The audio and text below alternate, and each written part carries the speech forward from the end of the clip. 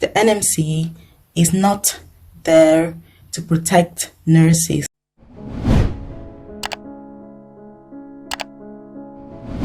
Just due to the number of messages that I've received since I posted my last video about how to keep your NMC PIN number, I've received hundreds and hundreds of messages from so many of you nurses. Most of you are angry because you feel that the NMC is there to protect nurses, and why is it not doing that?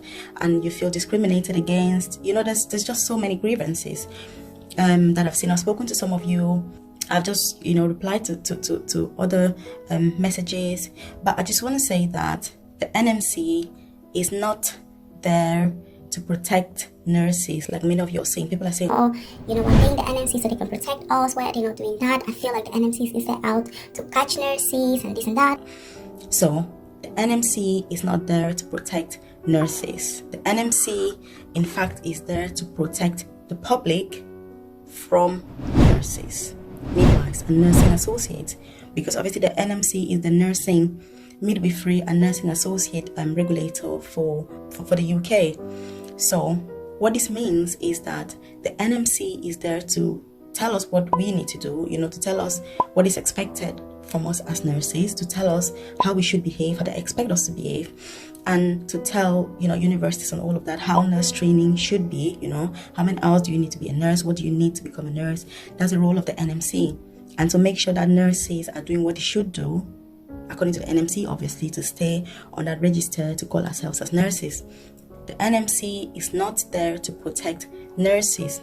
And with regards to paying £120 per year to be on the NMC register, we're not paying that money again for protection. We're paying that money so that if you make a mistake or you commit a crime or anything that you need investigating as a nurse, the NMC has the resources, the manpower to investigate that and make sure that they take the appropriate action. And obviously for nurse training and just reforms and things like that, you can check the breakdown of that money. It is there somewhere.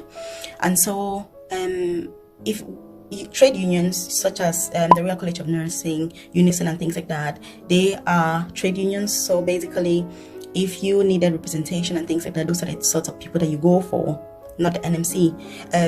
But personally, what I choose to do, this is my personal preference. What I choose to do is just try to know what the policies are where I work, or in the NHS, the organization where I work.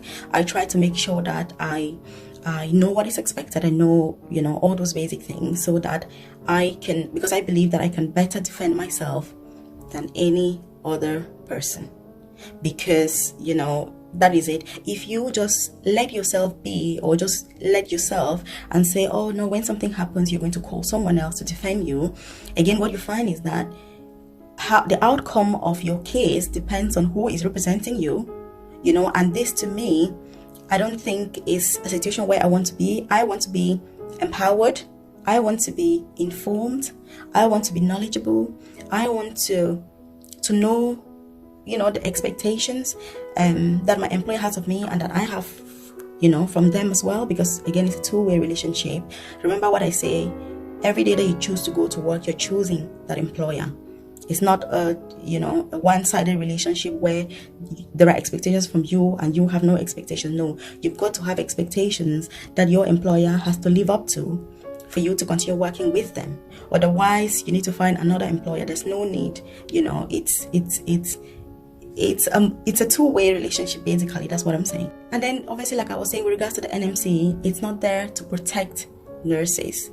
And obviously, if you're a black nurse, you're far more likely to be referred to the NMC by your colleagues, by your employer, by members of the public, by patients, by relatives, by every single person. So you need to be aware of that. This is something that is historical, is well documented. There's evidence of that. The NMC itself is aware. And also, if you are referred to the NMC as a black nurse, again, you're more likely to have a more severe outcome compared to any other person that is referred to the NMC. So again, you need to be aware of these things. Make sure that you empower yourself. You're knowledgeable. You know what's expected. Don't just go to work for the sake of getting paid. No, there is way more to nursing that meets the eye. That's what I'm going to say.